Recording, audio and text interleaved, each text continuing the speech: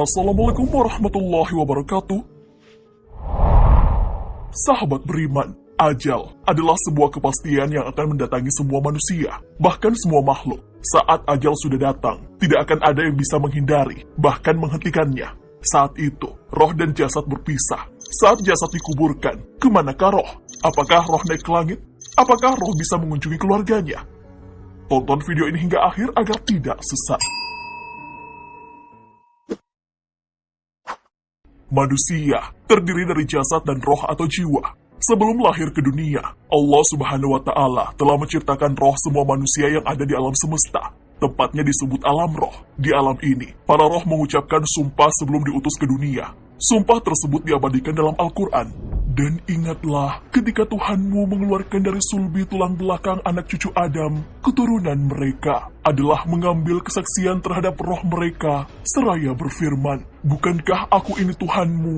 Mereka menjawab, "Betul, engkau Tuhan kami menjadi saksi. Kami lakukan yang demikian itu, agar di hari kiamat kamu tidak mengatakan, sesungguhnya kami Bani Adam adalah orang-orang yang lengah terhadap ini keesaan Tuhan." Quran Surah Al-A'raf ayat 172.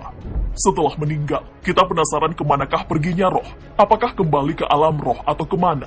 Para sahabat pun pernah mempertanyakannya. Tapi Allah Subhanahu wa Ta'ala memerintahkan para nabi untuk menjawab pertanyaan seperti itu dengan jawaban bahwa roh itu adalah urusan dan rahasia Allah Subhanahu wa Ta'ala.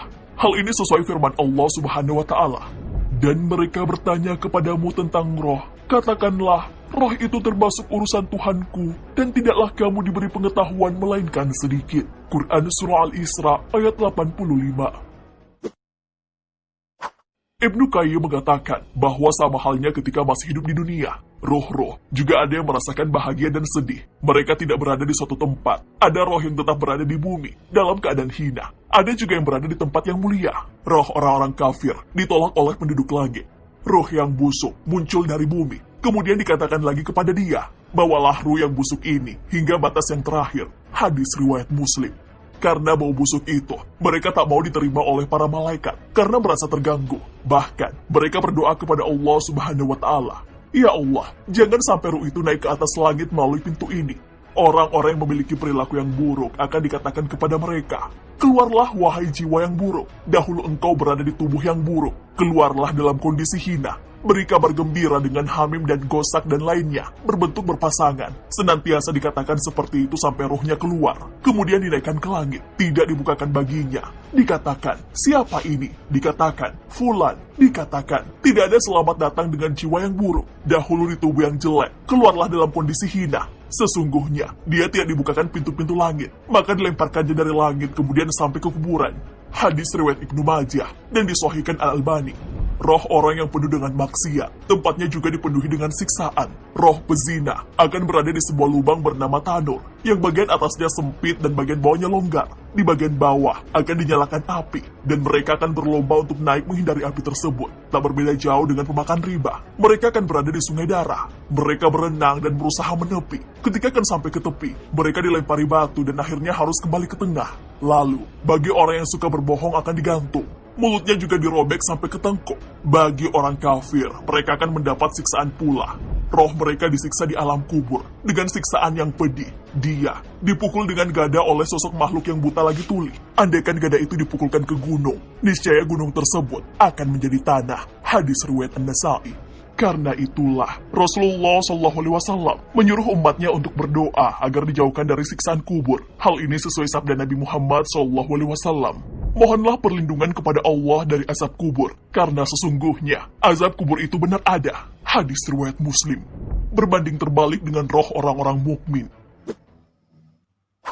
Dalam hadis Al-Bara, Rasulullah SAW menceritakan mengenai perlakuan istimewa para malaikat kepada ruh orang mukmin. Para malaikat bersalawat dan mendoakan untuk kebaikan ruh tersebut. Para malaikat akan membuka pintu surga dengan senang hati. Kain kafan dan wangi-wangian yang dipakai ruh itu menyebarkan wangi yang semerbak. Ruh orang mukmin akan diberikan kabar gembira oleh para malaikat. Segala kebaikan diberikan kepadanya.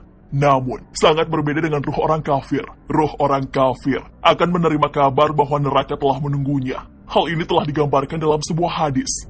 Dari Abu Hurairah dari Nabi SAW bersabda, mayit didatangi oleh malaikat. Kalau dia orang baik, para malaikat berkata, keluarlah wahai jiwa yang baik, dahulu berada di jasad yang baik. Keluarlah dengan mulia dan diberi kabar gembira dengan ruh dan raihan, dan Tuhan tidak marah. Hal itu terus dikatakan seperti itu sampai ruhnya keluar, kemudian dinaikkan ke langit, lalu dibukakan baginya. Maka dikatakan, siapa ini? Mereka mengatakan, Fulan. Lalu dikatakan, selamat datang jiwa yang baik. Dahulu engkau berada dalam jasad yang baik. Keluarlah dengan mulia, dan diberi kabar gembira dengan roh dan raihan, dan bahwa Tuhan tidak marah. Senantiasa dikatakan seperti itu, sampai di langit tempat Allah Azza wa Jalla berada. Disebutkan pula, bahwa roh para nabi berada di tempat tertinggi, tempat yang sama dengan para malaikat. Saat akan wafat, Rasulullah SAW meminta untuk ditempatkan bersamaan dengan para sahabatnya.